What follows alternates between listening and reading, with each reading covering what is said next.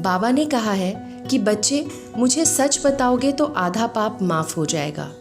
तो अभी जब बाबा साकार में नहीं है और निमित्त को भी नहीं बता सकते, तो बाबा को क्या लिखकर बताने से पाप माफ हो जाएंगे?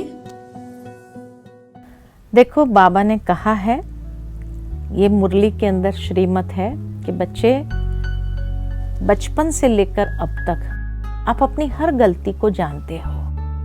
कौन से विकर्म हुए, पाप कर्म हुए, सब कुछ जानते हो। पिछले जन्म का भले नहीं जानते हो, इस जन्म का तो सब कुछ मालूम है।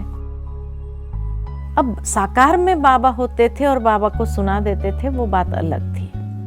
अभी अगर मान लो कि आप निमित्त को भी बताना नहीं चाहते हैं, इसीलिए कि कहीं ऐसा ना हो कि उनका दृष्टिकोण मेरे प्रति बदल जाए, तो कोई बात नहीं। बाबा ने तो श्रीमत दी हुई है कि बच्चे लिख करके आप दे दो, लेकिन ऐसे नहीं कि बार बार वो गलती करते रहे और बार बार बाबा ने कहा इसलिए लिख करके देते जाए। ये नहीं चलेगा, उससे माफ नहीं होगा। मातेश्वरी जी कहते थे हमेशा कि पुरुषार्थ उसको कहा जाता है कि जो गलती हो गई वो दोबारा रिपीट नहीं होनी चाहिए। तब कहेंगे कि हाँ, मैंने पुरुषार्थ किया। अगर मेरे से बार बार वो गलती होती जाती है तो फिर मैंने पुरुषार्थ क्या किया? पुरुषार्थ तो किया नहीं। तो जो चीज का पुरुषार्थ ही नहीं है तो भगवान भी कैसे उसमें रियायत दे सकते हैं? तो इसीलिए मान लो कि आपने रियलाइज किया ये गलती है और ये गलती दोबारा नहीं होनी चाहिए, तो आप बाबा से लिख करके देते हो, पूरी सिचुएशन को लिख करके दो और फिर दृढ़ संकल्प भी करो बाबा के सामने कि बाबा, मैं प्रॉमिस करता हूं आगे से दोबारा ये गलती रिपीट नहीं होगी।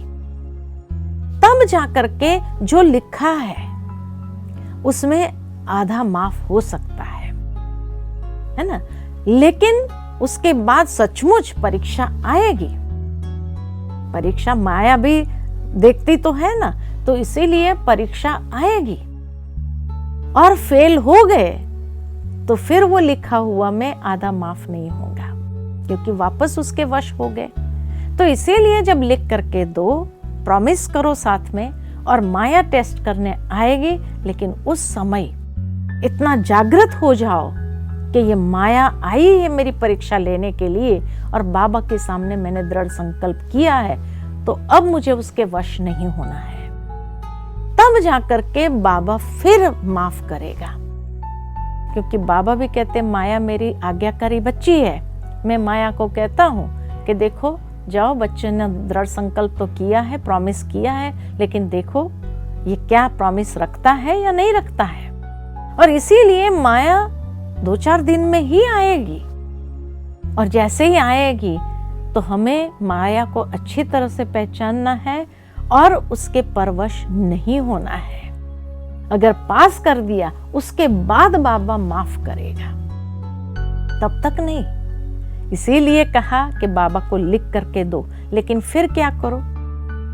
तो बाबा को जब लिख करके देते हैं, तो जब मधुबन आते हो, मधुबन में बाबा के कमरे में जो एक भंडारी होती है, पत्र, बाबा के नाम पत्र, उसमें डाल दो। उसमें डालने से सहज हो जाएगा, आपका मन भी नहीं खाएगा। बाबा के घर में आपने स्वाहा कर दिया, वो कमजोरी सदा के लिए आपके यहाँ से विदाई ले लिया। इसलिए बाबा के कमरे में आप सोचेंगे यहाँ कोई पढ़ेगा, यहाँ किसी के पास पढ़ने का टाइम नहीं है।